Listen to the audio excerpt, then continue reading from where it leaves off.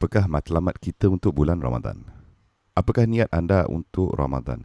Sekiranya matlamat anda di bulan Ramadan adalah berpuasa 29 dan 30 hari, datang ke masjid 3 kali seminggu, maka anda telah berjaya dan telah capai hasrat itu. Ketika Ramadan sudah berakhir. Dan itu bukan perkara yang buruk, tetapi adakah ia cukup? Ada idea yang sangat menarik dan itu adalah kita harus memahami akan perkara itu. Bagus itu sebenarnya tidak cukup baik. Kita kadang-kadang menjadi leka. Jenis kelekaan yang tidak akan kita dapati dalam cita-cita dan matlamat dunia kita. Ini seperti pusat pendidikan bertaraf dunia. Kita tidak sepatutnya berpuas hati dengan pendidikan minimum. Tiada siapa di sini yang puas hati dengan hanya berpendidikan minimum. Setiap kali saya datang ke sini, saya berasa seperti buta huruf dan tidak berpendidikan langsung. Tiada siapa yang hanya berasa cukup hanya dengan berpendidikan minimum. Cukup sekadar untuk mendapatkan pekerjaan, cukup sekadar untuk membayar bil. Tiada siapa yang berbuat begitu. Tapi mengapa pula kita ada kelekaan rohani? Oleh itu kita harus memahami bahawa yang baik itu baik, tetapi ia tidak cukup bagus. Anda boleh lakukan lebih dari itu.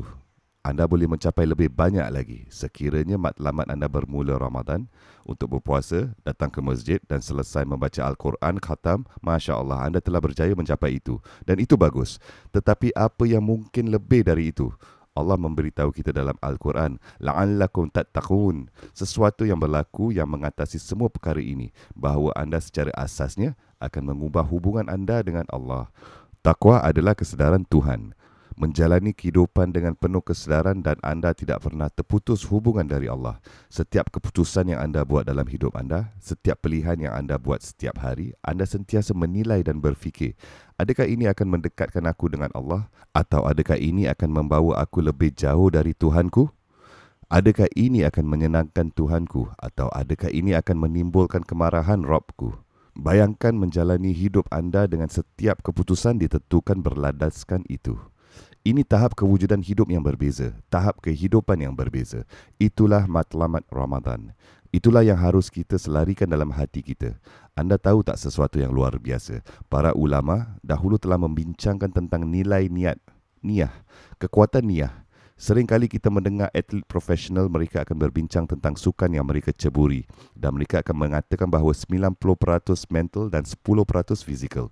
Para ulama membincangkan wacana yang serupa mengenai kerohanian. Mereka mengatakan 90% dari hati dan 10% dari sumber anda. Malah tidak, itu adalah 99% dari hati anda dan 1% dari sumber anda. Orang bercerita tentang kekuatan daya fikiran ke atas sesuatu perkara. Tetapi secara rohani pula kita mempunyai konsep daya kekuatan hati ke atas sesuatu perkara. Sumber yang anda ada tidak relevan. Lihatlah sejarah Islam. Lihatlah di bahu individu-individu yang kita bersandar dengan. Mereka-mereka seperti Bilal dan Suhaib dan Ammar dan Salman radhiyallahu ta'ala anhum. Mereka ini adalah orang-orang yang ada serba sedikit atau tiada langsung mempunyai apa-apa sumber pun. Dan ada pula mereka-mereka yang mempunyai sumber yang banyak seperti Abu Jahal dan Abu Lahab dan Walid bin Mughirah. Tetapi sebenarnya siapa yang berjaya pada akhirnya? Kerana orang-orang yang berjaya itu mempunyai hati dan keyakinan itu dan niat itu, cita-cita yang mulia itu. Jadi sekarang bagaimana kita dapat membetulkan masalah niat kita? Imam Ghazali rahimallahu ta'ala menyebutkan 3 langkah yang boleh diambil untuk membetulkan niat. Pertama dan yang paling utama adalah sebelum anda memulakan apa-apa perbuatan amal atau tindakan dan tidak semestinya sangat terperinci, duduklah dengan sehelai kertas dan pensel. Matikan telefon anda, matikan TV, matikan komputer, jauhkan dari segalanya. Duduk di satu sudut, ambil sehelai kertas dan pen dan tuliskan apa niat anda pada Ramadan ini. Apa yang anda cuba capai. Langkah kedua pula, kita adalah manusia. Kita sangat lemah dan kita mudah terganggu. Itulah sebabnya kita selalu, baru saja separuh jalan kita membuat sesuatu amal, lepas itu kita stop, terganggu. Apabila 10 hari terakhir bulan Ramadan tiba, kita sudah mula memikirkan apa yang akan saya pakai untuk lebaran. Kemana kita akan pergi? Rumah siapa yang kita nak pergi? Macam mana kita nak plan jadual juadah lebaran ini? Oh, kami masih belum menjemput orang ini dan orang itu untuk berbuka puasa. Alamak, kita ada 2 jemputan pada hari yang sama. Bolehkah kita melakukan 2 iftar pada hari yang sama? Cabaran yang besar ini tapi kita mesti boleh. Betul tak? Jadinya, kesemua itu membuat kita terganggu dan kelam kabut sekarang. Ini mengenai pakaian dan makanan dan bersosial dan berpesta, kami semakin terganggu. Jangan. Jadi pada masa itulah, sekali lagi berhenti semuanya, relax, duduk hanya untuk sementara dan ingatkan diri anda. Keluarkan sekeping kertas kecil itu, keluarkan sekeping kertas kecil yang telah hancur itu yang anda telah lipat dan masukkan dalam dompet anda, keluarkannya. Dan ingat balik apa niat saya. Apa yang saya cuba capai. Dan kemudian langkah ketiga daripadanya adalah setelah amal itu selesai dilakukan, mungkin seseorang telah terlambat atau tertinggal untuk menunaikannya. Tidak sama sekali. Lihat, itu kita telah menolak rahmat Allah. Tidak pernah terlalu sedikit, tidak pernah terlalu lambat sehingga tiada nyawa di dalam badan kita, sehingga roh kita belum berangkat, sehingga itu ia masih belum terlambat. Dan setelah amal itu selesai dilakukan, duduk lagi dengan kertas itu, nilailah ia selama beberapa minit.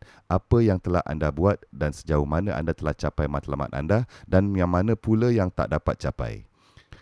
Dan jika anda seperti saya yang serba lemah, anda akan mendapati bahawa anda juga belum dan sentiasa serba kekurangan dari mencapai matlamat anda. Tetapi pada waktu yang sama, mintalah dari Allah untuk diampunkan kekurangan anda. Ingatkan balik apakah niat anda. Biarkan Allah Subhanahu Wa Taala. Katakanlah kepada Allah pada waktu itu, pada masa itu bahawa, Ya Allah, hanya kerana Ramadan telah berakhir, tapi matlamat aku belum berakhir. Doronganku dan cita-citaku belum berakhir. Aku tidak akan berehat dan aku tidak akan berhenti. Sehingga aku telah berjaya dan capai matlamat. Sehingga nafas terakhir meninggalkan badanku. Dan kemudian mintalah kepada Allah Subhanahu Wa Taala untuk menolong kamu. Dan bantu kamu dan maafkan kamu atas kekurangan kamu dan perhatikan semua matlamat tersebut akan menjadi kenyataan dengan pantas secara ajaib. Itulah cara untuk memperbetulkan niat.